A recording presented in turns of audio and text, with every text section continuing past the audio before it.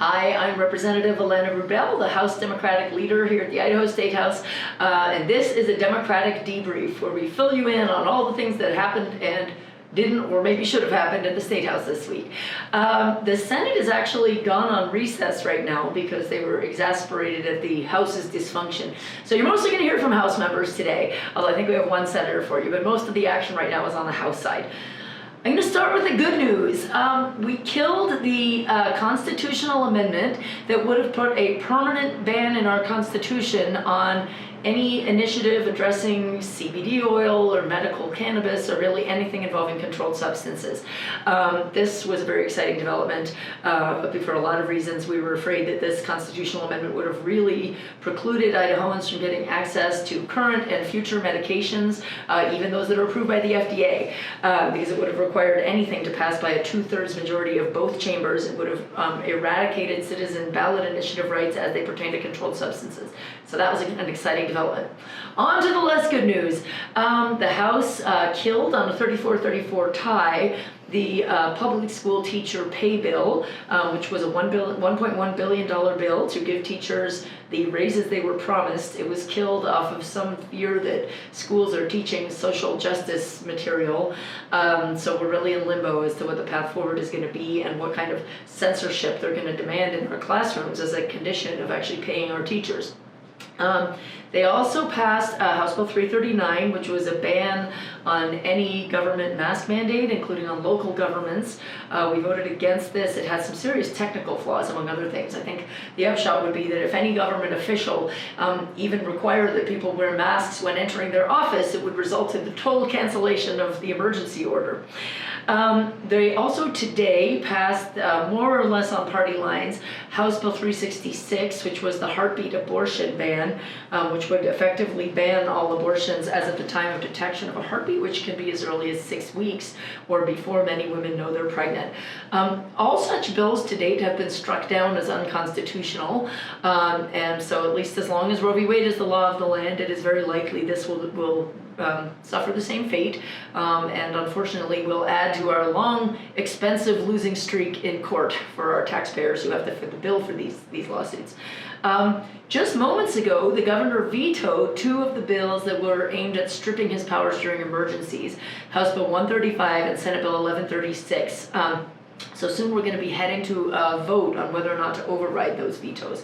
The Democrats opposed those bills in the first place, so we expect to be supporting the governor and not pushing to override his veto. We think it's important that he have powers to act in an emergency and act swiftly and expeditiously.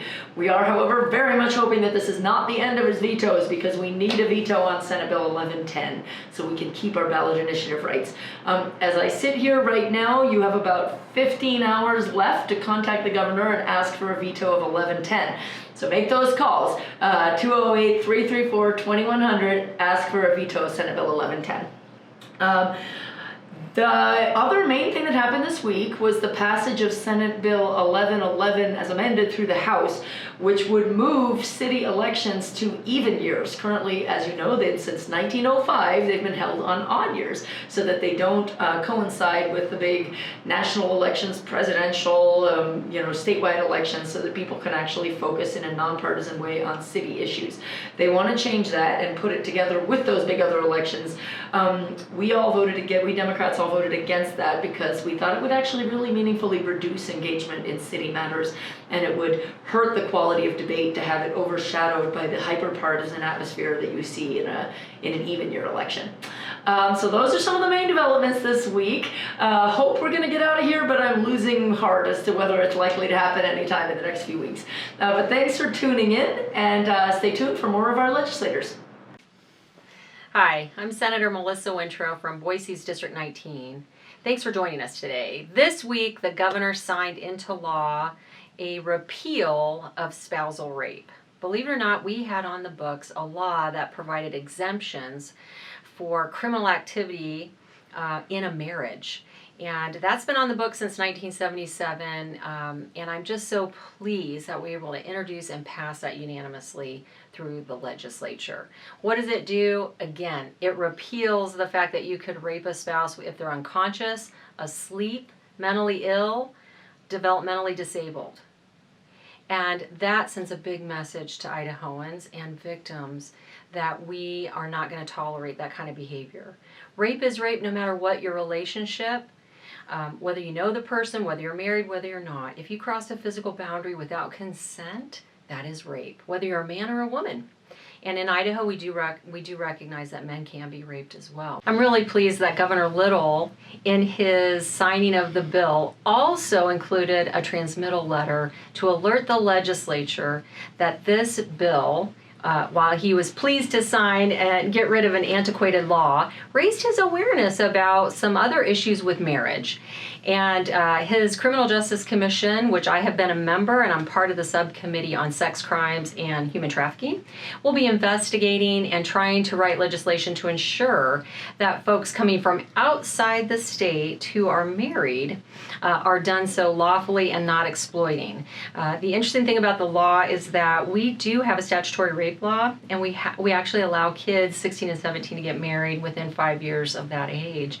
And so the governor was concerned, making sure that in the language we're looking out for what it means to have a lawful marriage and not be using this law as a loophole to exploit kids or other folks. So I'm really pleased about that and the additional work that's going to happen there.